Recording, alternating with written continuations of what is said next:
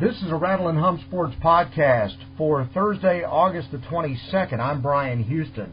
On Wednesday, August 21st, East Texas kicked off its high school football season with the East Texas Kickoff Luncheon, sponsored by Sport Tyler. The guest speaker at this event was the voice of the Dallas Cowboys for the last 35-plus years, Brad Sham.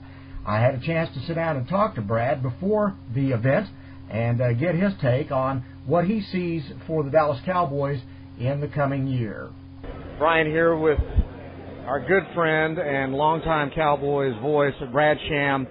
Brad, this will be, 36th year? 35th. 35th. Is it as much fun now as it was when you started in 1977 or 1976? No, it's more fun now than in 1976. Really? Yeah, and I think that part of it is as our children don't understand, we get smarter as we get older, and some of us. So one way or another, whether we exhibit it or not, but I do believe we get that way. And you know, I mean, I hope I'm doing this for a long time, but I do think that whatever we're doing, when there's more of it that we've done than that we're going to do, then I think hopefully we cherish it as much as we should have from the beginning. But I think that I just feel grounded in my life, and I think that's helped me really enjoy my job even more. I'm blessed to be so passionate about what I get to do for a living, and I can't wait for every game, including preseason games. When you first started with the Cowboys, tell me about what it was like for you then, and compare that to the feeling that you have now when you get ready for a season. You know, when I started, it was the middle of the season in 1976. Another guy had been let go by the radio station. I came in the middle of the year and doing color with Vern Lundquist on the road, and Bob Lilly was doing color at home because he had just retired, so I did pregame, halftime, and postgame. And that was only part of my job. Probably the biggest part of my job was the nightly sports talk show I did, and I did some SMU basketball that Frank Gleber, God rest his soul, didn't do, and I did 2 sportscasts an hour at Afternoon Drive. So color on the Cowboys was important, but it was not all that I did. And, you know, Bill Parcells has a saying that some players don't know what they don't know, and that was me. I didn't even know what I didn't know. I thought I had all the answers, and I didn't even know the questions. And that was probably the case. Well, it was certainly the case in the 8 years that I had the opportunity to be with Vern. 1984, I started doing play-by-play when CBS moved Vern to the NFL, and that opened some new experiences and taught me some new things. And then I went to do the Rangers for 3 years, which is what I'd gotten into the business at the age of 16 to do, baseball.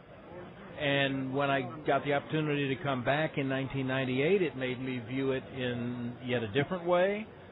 So to compare my frame of mind and the way I prepare and the way I view the job now compared to 1976 would be like anyone in their to think of how they view life differently than they did when they were in their late 20s. It's a different language. In all of those years that you covered the Cowboys and did the ball games, was there a particular period of time that you liked more than another? No, the 3 years when they were 5-11 were a little more challenging.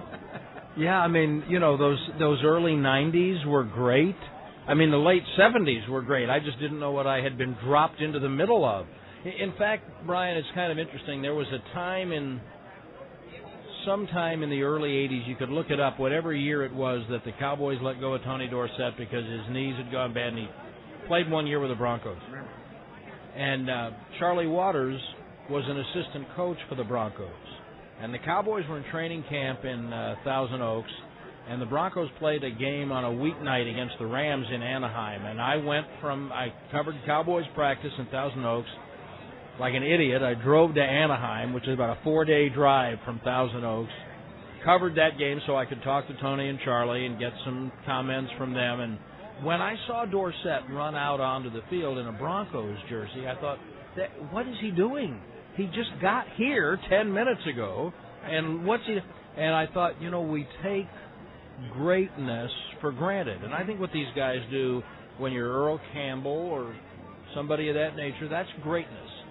So I said to myself, if I ever get the opportunity to be around real greatness again, I'm going to know it, and I'm going to cherish it. I'm going to burn it into my hard drive. And when I was around Aikman and Irvin and Smith and that group, I felt that way. And so I really think I took that for granted less. And now with Witten and Ware and some of those guys, Sean Lee, and I'm not convinced the quarterback doesn't have a chance to be special yet, but some of those guys, Witten's a Hall of Famer. I hope DeMarcus Ware's a Hall of Famer.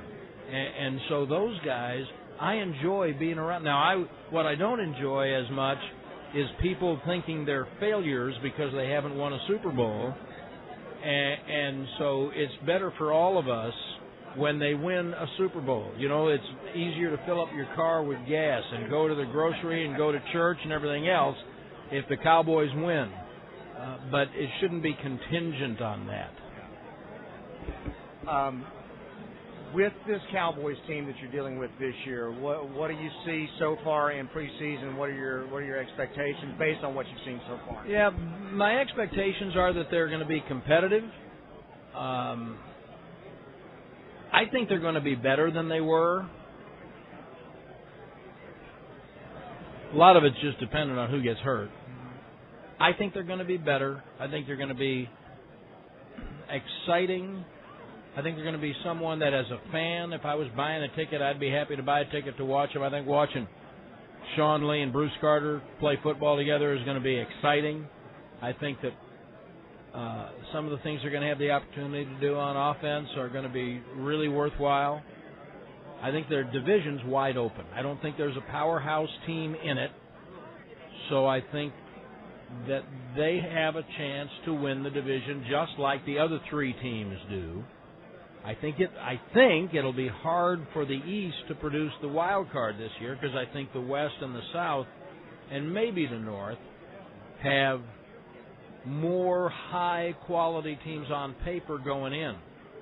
But the last 2 years, I've thought that they were capable of competing for a playoff spot, and they did exactly that. Now, they fell short of getting in the last game, but they were capable of competing for it.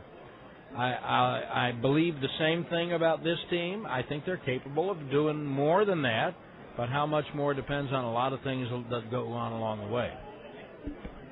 The first offense in the games has had a hard time getting the ball in the end zone, even when they've gotten opportunities with, field position. Yeah, they have, but two things about that. Number one is nobody's calling plays in preseason the way they would. You're not matching up with formations. You're not calling them in sequence. You're not calling one to set up another. You're not doing any of that you do. The other thing is the players haven't played. Certainly in Canton they didn't play very much. They played a little bit in Oakland. And the other thing is they might have done a lot more than that in Arizona if three of them hadn't dropped the ball. So you can't turn the ball over. That's one thing that's distressing about even a preseason game when your regular guys that you're counting on are dropping the ball.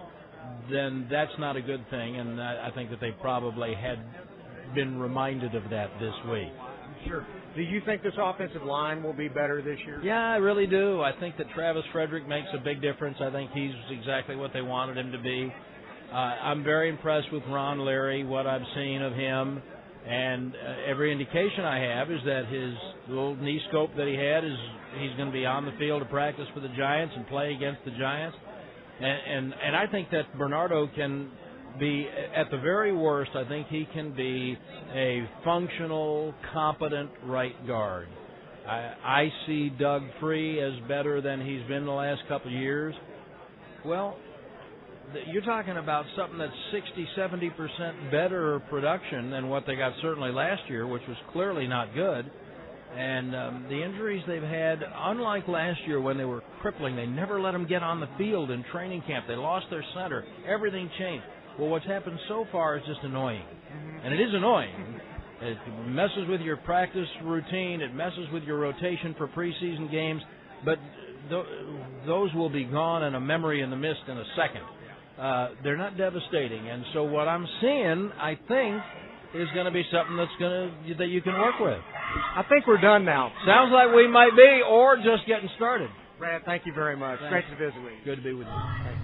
Unfortunately, the White House High School drum line, as outstanding as they are, cut our interview just a little short. I would have liked to have asked him about the defense, but couldn't get that done. Anyway, we want to thank the great Brad Sham for giving us some time. Hope you enjoyed the interview. Thanks very much for listening to this Rattle and Hum Sports Podcast. I'm Bryan Houston, and we'll talk to you next time.